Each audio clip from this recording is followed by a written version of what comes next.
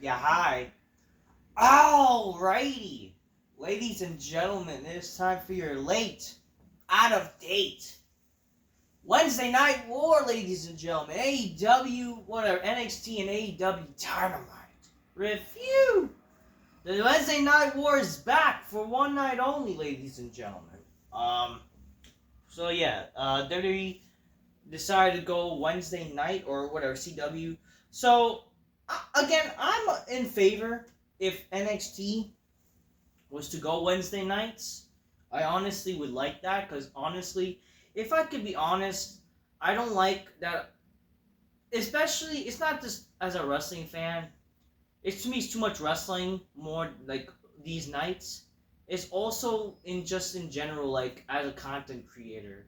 It kind of would be easier for me if the shows were the same nights, even though, like, how am I going to focus on both shows? I do have two TVs after all, so, I can track back, or I really just don't care. It makes no difference at the end of the day, really, like, in my treatment. That's why it would be easier for me, to be honest, like, get these shows out of the way.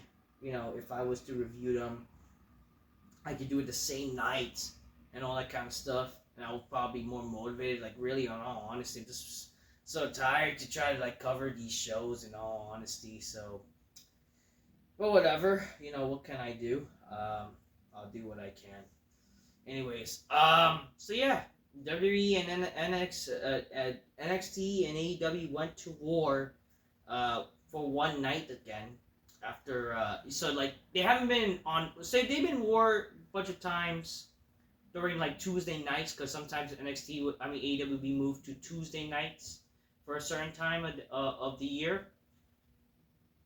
This time NXT moved back to Wednesday nights, for one night only. Again, it was always on Wednesdays before, along with AEW. The war, when they started, was Wednesday nights, and then NXT basically had to move to Tuesday nights because of USA Network's broadcasting deal and whatever. So it is what it is. But yeah, we're going to focus on NXT first because NXT existed before AEW. So NXT started with a ECW like intro. So this was basically like So they call this NXT show NXT 230 or 2300 or something like that. 2300. They called this show NXT 2300 because it was in the ECW arena in Philadelphia. Why not just call this NXT's ECW edition? Like, they should just call this, like, show NXT ECW special, like.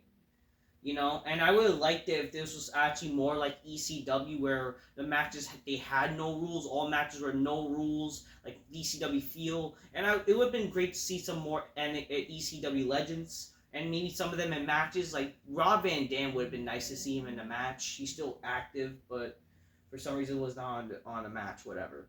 My only problem with this show is, again, like, why are the women's show highlighted as, like, big time? I do feel like that's like a feministy agenda in a sense, but whatever. I mean, at least, like, there's some attractive women that are being showcased and they're talented too. So it's like I can't really complain, but it's like I do think they rely so much on women's wrestling for some reason. Especially, like, come on, you don't see, like, back in the days of ECW where, like, women were showcased as, like, the big part of the show. Especially when you're trying to recapture that ECW feel. The show should have been more influenced, like every match should have been extreme, basically. The Trick Williams and Barbara Ray match should have been the main event, and they should have made that like a Philadelphia street fight rules in a sense. That's what should have been, instead of what they kind of did on the show. So, but anyways, we're gonna talk about NXT. Okay, let's get over with. NXT started with the hardcore match between Jada Parker, who defeated Lola Vice. Dawn Marie was the referee for this match, and I gotta tell you, I'm getting flashback vibes to my puberty of Dawn Marie and Tori Wilson. She still looks great to this day, actually. So, thank you, Dawn Marie, for being part of my childhood. It was great to see her. Well, not childhood. I mean, sure, childhood, but definitely in terms of my puberty. God bless her and Tori Wilson. When you think of fucking the best Don Marie moment, you think her Tori Wilson. Oh Lord. But yeah, the match was fine. Hardcore, right? They just basically took out a bunch of weapons and whatever, and it's fine, you know. I can't hate it, you know. We then see, what's his name? We then see Kalani Jordan. She's bonding with Rob Van Dam, and they're both like stretching or whatever. But then we then see him like wish Kiana Jordan luck. But then after that, Rob Van Dam gets attacked by Wesley or whatever for some reason. He's in wrestling gear, but yet he's not wrestling, which is like, come on. Like, so much ways for Rob Van Dam, like, you know what I mean? We then see early in the show, they show that Tony D'Angelo is challenged by Nunzio for the North American Championship, which, alright, I can't hate on that, you know? Like, Nunzio, wow. You know, so it's kind of like, why not? We then see the second match. Javon Evans defeats Wesley with the assist of Rob Van Dam. He didn't really hit Wesley, but he costed him the match just regardless. The match was like long, and I didn't really care much, but it's good to see Rob Van Dam. But like, nothing happened. This was not extreme. This was not hardcore. This was like, again, why even call this show ECW? You know, like, I don't know. It is what it is. We then see Robert Stone in the ring for some reason and does whatever, and then he gets scored by Rhino, who appears. It's good to see Rhino, like, even though he contracted with TNA, it's good to see that. I mean, again, that partnership is helping this. Again, if this was where the fuck was Tommy Dreamer? You know what I mean? Where the fuck was Tommy Dreamer with all these, whatever? You know, it is what it is. Like, I don't know what to tell you. The third match, Ridge Holland and Ethan Page defeats Trick Williams and Bubba Ray Dudley. Not even an extreme match at all. It was just a regular tag match. I thought this would... Again, if I was booking this, I would have made this match not only the main event, but they would have done something like this was last minute called ECW rules in a sense. And then, you know, they could do whatever, you know, and then eventually they'll end the show with, you know, a table spot with... Which, what they eventually did. So, Ridge Holland rolls up Trick for the win. Yeah, Bubba Ray did not see that, but then eventually, they still get attacked. But then, Bubba and Trick Williams come back from being attacked. They were able to fight off both of them, Ethan Page and Ridge Holland. They were going to find a table, but they couldn't find a table. But then, oh, guess what, guys? Oh yeah, they were saying, like, there's no tables tonight, says Ridge Holland or whatever. And then D1 was there to bring the table. And they did the typical, you know, 3D through the table. Oh yeah, Trick did some Devon stuff, which is like, it makes you question, why didn't they just make this match maybe like a 6-man tag match with the Dudleys and Trick versus maybe one random person who was like a heel? You know, and the team, like, I don't know, ECW legend that has a problem with the Dudleys. I don't know, something. Like, what are we doing here? You know, like, it just kind of felt like half-assed. It did not live up to the height of being ECW-esque. You know what I mean, folks? Nunzio loses to Tony D'Angelo, but then there's, like, respect to both of them. Like, oh, they're, like, invited to the family, even though they're not family. Like, what? They're trying to pretend they're family? I don't know, whatever. We then see backstage, we see Lakita Lyons says that she's going to take out every woman because she's been taken out. She's tired of playing nice, and she says Rizzo is going to be next for as an example. And Rizzo is going to get her revenge for getting beat up or whatever. We then see that the Women's North American Championship will be defended next week with Fallon Henley versus Kalani Jordan. And then the qualifiers for the Iron Survivor Challenges will start next weekend, whatever. Not that I care. The main event, we then see... Oh yeah, before the main event, we do see William Regal talks to... Like a thing said, like, you're not your father's son. You know, you'll be something in the future. And then Charlie Dubsy is like, what up? And then he asks Charlie Dubsy, what are you? Are you your father's son? And then Charlie just says, oh, you time will tell. And then the chick, like, with them, it says, oh, what a fatherly person. Because get it? Like, they're not even acknowledging that he's the father of Charlie Dempsey, and whatever. Not that like, what's the point of that? You know, I don't get it. And why is for some reason he's involved with his sons, but he's not like they're not in like a good relationship? Like I don't get it. Anyways, the main event, we then see the 5-on-5 women's. We see the battle of the baddies versus the not so baddie chicks. So basically, the heels, which are a bunch of baddies in that team, like literally, it's the baddies versus the not so much baddies. Like there's like few baddies in that group of the baby faces. Some of them are She-Hulky women. Whatever. The good women won. The good baddies won. Well, they're not bad. Not all of them are baddies. Whatever. The babyface women won. Why was this the main event? Oh, there's a dissension between some of the baby faces. I don't care. Whatever. Why? I don't know. Why was this the main event? What was the reason? What was the I don't know. Whatever. I mean, this could have been fine even to like open the show or even be the middle of the show. Really, this should have just been the middle of the show. And what would have been cool is like maybe like Lita being part of this match, or Lita could have been the referee even. Like even though they kind of did that with Dawn Marie technically. But I mean, it would have been nice to see something like that. Maybe like, you know, Kalani Jordan gets attacked, or some chick, the babyface gets attacked, but then Lita takes over. That would have been something cool, because there was like rumors of Lita being involved in the show, but they couldn't think of ideas. If that couldn't work out, whatever. But regardless, overall, I mean, the show was.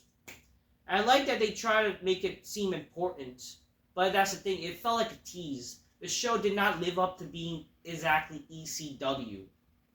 Sure, that may have been high expectations, but again, you're calling this show ECWS. This is an ECW arena. You're trying to make this show seem like it's ECW style, yet it did not live up to or recapture the magic of ECW.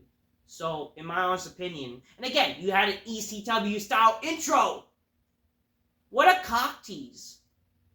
So, in all honesty, the show sadly failed as an ECW tribute show. It was not a terrible show, but it definitely kind of felt a little bit boring, and definitely failed as an ECW tribute show. So, it did not live up to any of the hype. This could have been like the modern version of ECW. Like, this could have been like a recapturing of being like a supposed new breed version of ECW. But except it's for one night only. Celebrate the life of ECW.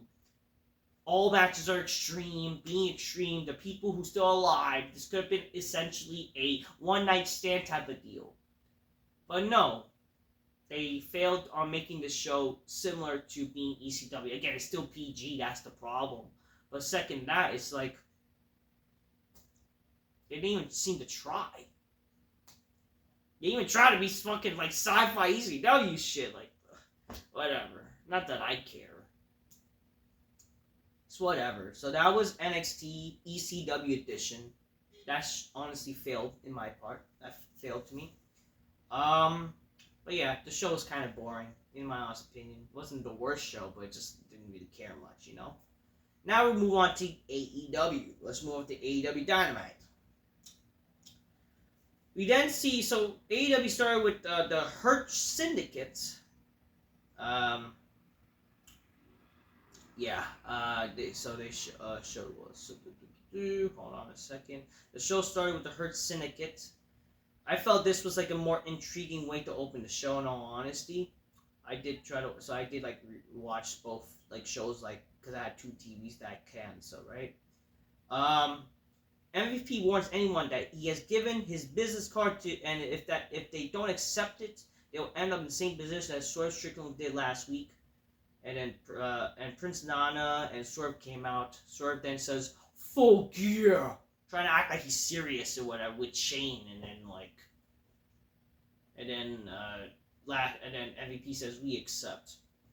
So that's what came from it. Which, okay, whoop-de-doo. We then failed to not care because eventually they started doing whatever. So eventually we then see the Death Riders. Yeah, so Blackpool Comic Club are no longer the Death Riders. There's no more like explanation. They're just known as the Death Riders. Anyways, Orange Cassidy and Darby Allin, they defeated Pac and Claudio by disqualification after John Moxley and Marina Shafir interfere. After the match, Moxley takes out Cassidy and Claudio tosses Darby into the ring post. Whoop-de-doo. The Hurt Syndicate approaches Ricochet up backstage to wish him luck in his match later tonight. Not that I care. The conglomeration in the second match of the show, they defeat the Learning Tree in a fight without honor match. What is the conglomeration? I don't fucking know. All I know is Mark Briscoe and I don't know, a bunch of fucking jobbers that Kyle O'Reilly, I think. I don't give a fuck what this shit was. So this was their match to combat ECW, where they were trying to be hardcore, whatever. So it's Kyle O'Reilly, Mark Briscoe, and Tomo Ishii. They defeated Chris Jericho, Big Bill, and Brian Keith. I don't know or care. There was an elbow swap to a table, which I guess that's fine. But yeah, they brawled. Sure, fine match. I think this sadly did felt more like ECW. Again, it is TV-14, so they're able to do that. But where's the substance? Who cares? They can do whatever, but it's who really cares? Adam Cole Gay defeats Aleister Malachi Black for God knows what. Not that I care. Apparently, this was a way for Adam Cole to finally get his win against Black for God knows who cares. And then they show respect to each other and hug for some reason, even though, I don't even know or care. Cole thanks Black and said he's one of the best wrestlers to ever be in the ring with. Black took a bow to the crowd and the fans were chanting his name. This was apparently a bit out of character of Malachi, as is a hint of a face trauma or a farewell at some point. Apparently people thought he was actually going to leave AEW, but apparently by the time I upload this video, people were saying oh, is he leaving? But then Malachi, right before this video, because again, I'm filming this Thursday night, he confirmed that he's not leaving AEW, so it's just basically him turning babyface or just some gay, fucking, stupid indie wrestling type of shit, And I did not care for this match. I thought this match was too indie, in my honest opinion. Adam Cole then goes on and says, when I get 3 wins, and Roger gets 3 wins, it will be MJF versus Adam Cole versus Roderick Strong in a triple threat match at Full Gear. How does that make any fucking sense at all? And why would he gladly want to fight his buddy? I just think this is all stupid. MJF says, I need to pay someone a visit. And then, he's going to call somebody, and then, whatever. Yeah, I don't know what to really say, nor do I care.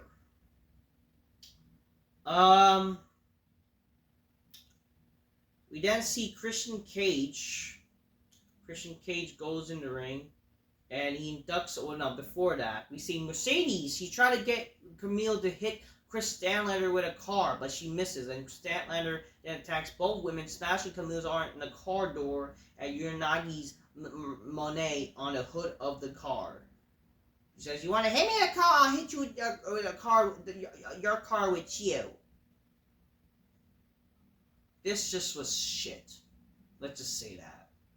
This was just dumb. This was dumb shit, okay? This was a terrible segment. Christian Cage says he has saved the title shot for an invincible moment of the Death Riders would cost him the shot and would have done more than any of his sons. He says, he asks, do you want to be an announcer like your father? Do you want to be a multi-time world champion like the Patriarch Christian Cage, which he offers a chance for Hook to be part of the Patriarch. He then also inducts Kip Sabian in the Patriarchy. I thought Kip Sabian was anti-Christian. I don't know, do I care? Apparently he has fatherly issues. He wants to prove himself, and now he's in the fucking stupid Patriarch. I don't fucking care. MJF says he has sent an envelope of cash to his Dynamite Diamond ring to Don Callis, and as MJF wants someone from the family to take out Adam Cole. I don't care. We then see. So here's what they were hyping up the show as the big main event. For some reason, the big match of this show was the Don Callis family, which is Konosuke Take a Shit and Kyle Fletcher, to face Ricochet and somebody who is of his choosing. You would think, is this maybe a returning wrestler? Maybe somebody that we haven't seen in a long time, like, it would make sense in the story? No, it just, you would think, I was thinking, what, is this their way to bring back Kyle, or what's his name, stupid, fucking Will Ospreay. You would think, like, what, is that what they're gonna do? They're gonna have Will Ospreay just, even though they could have, like, why is he the freaking, questionable guy to be in this match? But whatever, that would at least honestly makes more sense than what they did. So, it was a returning wrestler, but it was not like a cool or intriguing returning wrestler, and it does not make sense in terms of the story. So Ricochet's partner was Powerhouse Hobbs. Huh? Like what? Like, no disrespect to Powerhouse Hobbs. I don't hate the guy. But it's like, how does this make any sense? Oh, apparently he was in the family, not that I even remember or care about. But it's like, it barely was mentioned or recognized, and then we're supposed to care about it now because they need a partner for him? Like, huh? So I don't care. Yeah, so that happened. Anyways, Ricochet and Powerhouse Hobbs, they defeat Kyle Fletcher. Konosuke Take a Shit. But after the match, Fletcher and Take a Shit lay out Ricochet and Hobbs.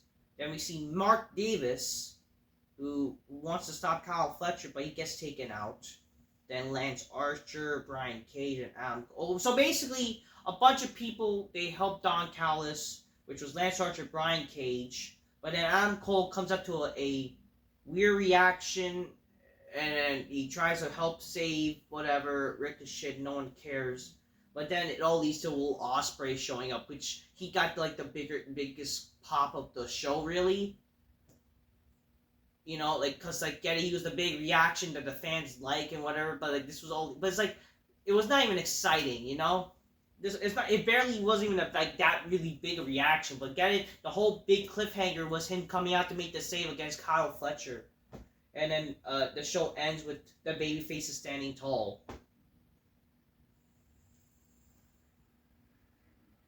Like, I don't care. Oh yeah, Orange, I don't even care. I just think this show is just very lackluster.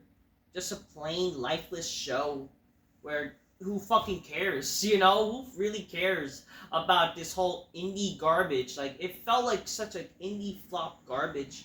And it's like, really? This is what they did on this fucking garbage show? Just this dumb garbage fucking shitty surprise partner tag match and all these dumb shitty matches, no stories, and just like unintriguing shit. The only thing intriguing was Bobby Lashley and the Hurt Syndicate. Like, I'm intrigued with that. But the problem is they're too similar to the Blackpool Combat Club in terms of their mission statement. Like, what the fuck are they doing? Like, why? Like, what makes them different? Unless, like, oh, they're all about business. Like, fine. I mean, it just would be nice if they're, like, kind of, like, stick up against WWE. It's just, like, again, they're missing out on a great opportunity. Like, what they should be doing is, like, oh, if the Blackpool Combat Club's be something, like, it should be them and the Elite forming this big takeover, and then the people who could stop them are, like, cool baby faces. Like, the Hurt Business would be cool. But, like, again, they're heels right now, so. Oh, but we're gonna, you know what they're probably gonna do? The sad thing is, and I knew this is such an ego with AEW, they're gonna have the Elite be the ones to be against the Blackpool Combat Club, or the Death Riders, or whatever the fuck they call themselves now. Like, someone, that just goes to show how much marky they just want to make all about themselves, the fucking Young Bucks and people like that. But again, it's just so stupid. But again, Darby Allin and Orange Cassidy, they're going to be the top baby faces as well. It's like, ugh. What are we doing? I don't care.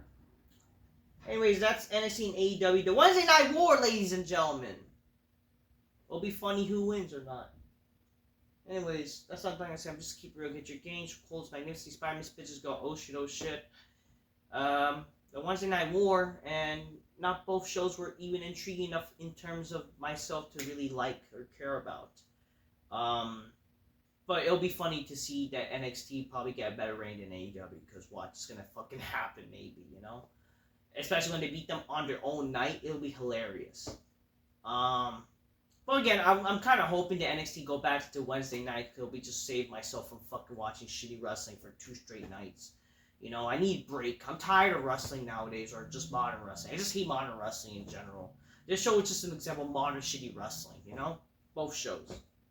It's just kind of cool, though, to see the legends of ECW, but that's like the only saving grace, you know? Anyways, that's all I'm gonna say. I'm just keep real, get your gains. Cola's magnificently. Spider-Man bitches go, oh shit. I know I'm not drinking my cola at the moment, but, you know, hope y'all drink it magnificently. Yeah. Till next time, peace. Yeah, bye.